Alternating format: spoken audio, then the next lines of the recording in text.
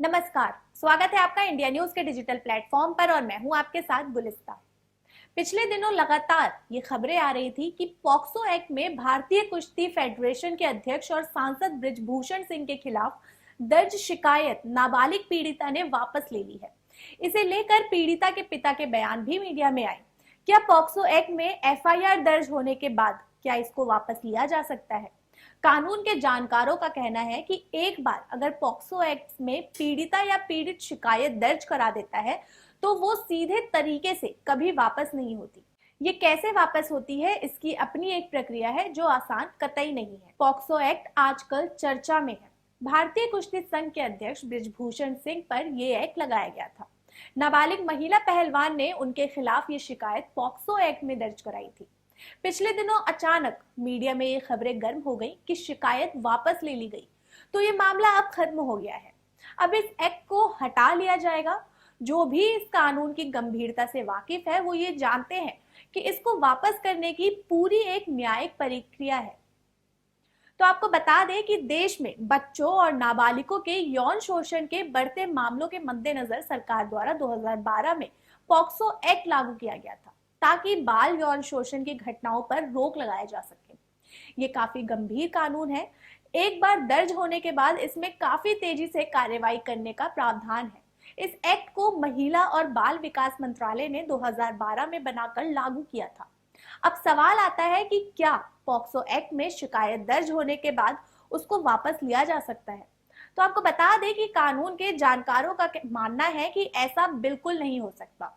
एक बार जैसे ही शिकायत दर्ज होती है उसके बाद स्थायी तौर पर पुलिस के रिकॉर्ड में अंकित हो जाती है। उसे फिर इस पर तेजी से कार्यवाही करनी होती है और इसे पीड़िता या पीड़ित या उनके परिवार का कोई शख्स वापस नहीं ले सकता और ना ही सार्वजनिक तौर पर यह कहने का मतलब है कि ये शिकायत वापस ले ली गई है। अगला सवाल ये है कि क्या पीड़िता या पीड़ित की ओर से उसका पिता या कोई संबंधी इसमें पुलिस से गुहार कर सकते हैं कि ये बयान गलती से दर्ज हो गया या इसे सही नहीं है, लिहाजा इसे निरस्त कर दे? तो ऐसा नहीं हो सकता।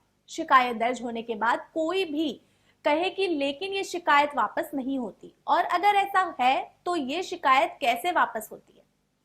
पॉक्सो एक्ट का मामला सीधे सेशन कोर्ट में जाता है, जहां जज या अतिरिक्त जज के सामने पीड़ित को कहना होता है कि उसने गलत शिकायत दर्ज की, वो शिकायत वापस लेना चाहता या चाहती है। फिर ये जज के विवेक पर निर्भर होता है कि वो इसमें क्या करते हैं। आमतौर पर यही वो एकमात्र जगह है जहां पुलिस में पॉक्सो एक्ट में शिकायत दर्ज होने के बाद वापस हो सकती है, लेकिन अगर जज चाहे तो मामला को आगे बढ़ा सकते हैं।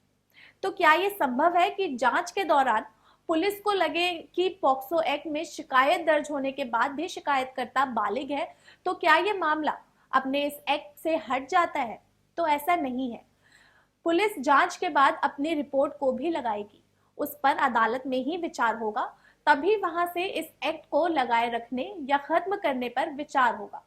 अब आखिरी सवाल ये उठता है कि क्या कुछ जजों ने पॉक्सो एक्ट में उम्र बढ़ाने की बात को कही है? तो हाँ, सुप्रीम कोर्ट में कुछ पूर्व जजों ने ऐसा कहा है। सुप्रीम कोर्ट इस एक्ट में हमेशा जीरो टॉलरेंस बरतने और शक्ति के पक्ष में रहा है, क्योंकि इसके शिकार पर कई तरह के असर होते हैं जो मनोवैज्ञानिक और सामाजिक दोनों होते हैं, जिससे हम उसे हमेशा जूझना होता है। फिलहाल के लिए इतना ही। जुड़े रहिए इंडिया न्यूज के डिजिटल प्लेटफॉर्म के साथ। धन्यवाद।